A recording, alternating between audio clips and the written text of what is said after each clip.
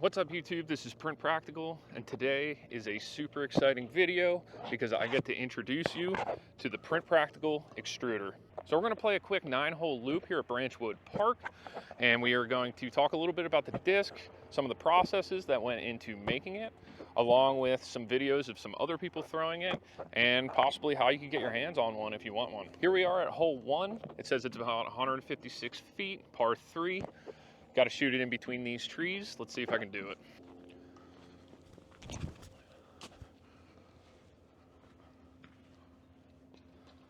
Ooh, we got a little outside the circle look here. So the PrintPractical Extruder, the reason why it's called the Extruder is because I wanted the name to represent some part of a 3D printer, and the extruder is the part of the printer that pushes the filament through the nozzle. It extrudes the filament, as they say. Nice birdie. We're standing here at hole 2. It's a 220-foot par 3, straight out in the field. I got a little turn out of it. It's coming back down.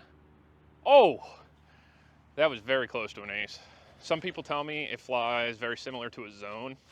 Now, I've never thrown a zone before, but all I know is with my power, it always drops left at the end, and you can get a nice little flip up out of it if you want, or if you throw it flat, you'll get a nice little S shape out of it. Let's talk about how the extruder feels. This is a throwing putter. It is very thin. The rim depth is kind of thin. It feels really good with a fan grip, though I do power grip everything, so it feels good with power grip too. The PrintPractical logo and the extruder name is embedded on the back of the disc. And as you can see in the middle, it's got what I call gyroscopic infill. The middle of the disc is filled with less material than the outside, hoping to cause a gyroscopic effect. I'm not sure if it has any effect on the flight, but from my initial testing and throwing, it feels like this goes a little bit further. All right, we got about a 15-footer. I don't typically putt with this disc because it's pretty overstable at a slow speed, but that's pretty typical for me to miss a 15-foot putt. We made it to hole 3, 155, a little uphill, slightly to the right. It'll be a good chance to show the overstability of this disc. People ask me, how long did it take for you to develop the actual shape of the disc? And I have to say, I probably have printed out, 25 revisions. Oh my gosh. Well, that was a shank and a half. Well, I don't even know if that was framed right on the camera because I shanked it so hard. The disc came out of that anhyzer very nicely. A nice panning coming out. God, I'm trash sometimes. Making this hole way harder than it should be. Probably 20 long, 70 to the right.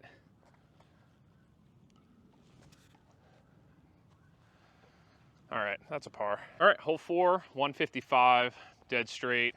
They even took down a lot of the trees, so this hole should be super easy.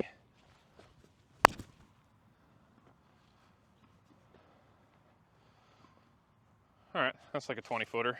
While I'm walking to the basket here, I'm gonna try and flash over to some videos of my friend throwing this disc, who's a lot better at disc golf than I am. I'll get some clips of me throwing it too. All right, I have my friend Ben here. He's been playing disc golf since 2020, and he has a way more powerful arm than I do, so I'm gonna let him throw some extruders and you can see the flight. Oh, that one was pretty stable. I mean, I didn't throw it very hard, but nice and flat. Oh my goodness, I love that flight, man. It's just so reliable to come back. All right, I'm gonna put this one on hyzer and throw basically as hard as I can. Oh, that flip up. Flip to flat, slight drift right if you saw it, and then it finishes perfect.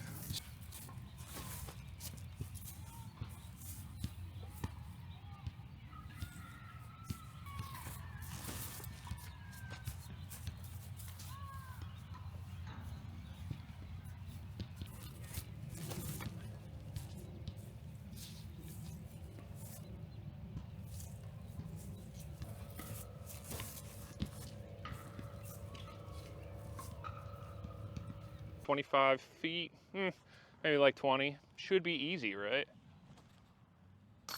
Oh, yeah, no problem. Wasn't stressing that at all. Guess who forgot their backpack at hole 2 like a doofus?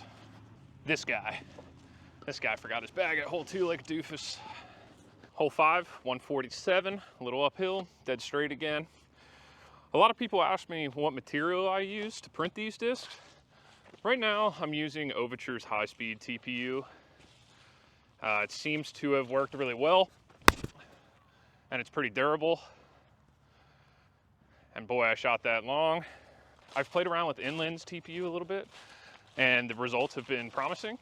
But the high-speed TPU just helps cut down my manufacturing time at each disc, which is really nice. Little 20-footer. Piece of cake, you know, piece of cake. Hole 6, 140, a little uphill, some guardian trees. I want to talk a little bit about what inspired me to make this disc. I love 3D printing. I love disc golf. I think it's a great form of exercise that keeps your mind off of actually exercising. And I really wanted to combine those two hobbies. I've seen videos from people like Trash Panda Disc Golf who ended up making their own discs, and it was really inspiring. And you know, maybe one of these days I will ship one of these discs to Jesse at Trash Panda or the Foundation guys, see if they want to play around with them. It's a little flexy. Ooh. Oh. Ooh. Oh. So hole 7, it's 197 feet uphill, probably feels more like 210. And we're gonna talk about the durability and how long it takes to produce these discs. I only have one Bamboo P1S printer, and with the high-speed TPU, it takes me about 8 hours and 30 minutes to produce one of these, which means I could produce around 3 a day if I'm babysitting it. As for durability, this is a brand new disc. I have some of the older versions in my bag that I've been throwing for a few months, and they seem to hold up pretty well. But just to test that, I'm gonna take one and chuck it against a tree a bunch of times, and you should see that soon.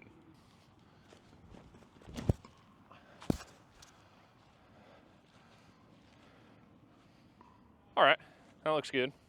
We're gonna take a quick skirt over here, and I'm going to launch this disc at this tree a few times to test the durability a little bit. Sorry if it looks weird that I'm like throwing it super low. I just don't feel like chasing it every time I throw it. Oh, that was a solid hit. I think I'll continue with that method of testing.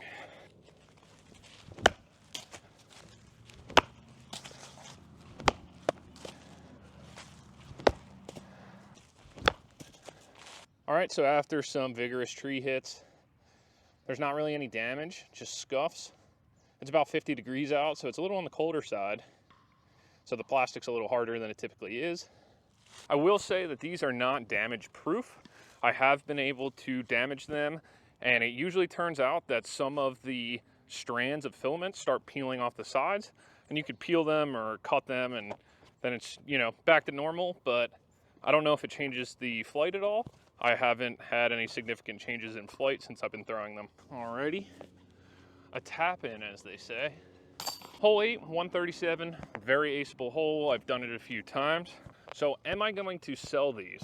Right now, I'm kind of on the borderline. It takes a long time for me to make these discs, and I'm not sure how much interest there is. There's been people on YouTube and on Reddit who have commented saying that they would want to purchase one, but I really don't know. It depends how much visibility that it actually gets. So what I'm gonna do is I'm going to set up a Google form, and I'm gonna put it in the description below.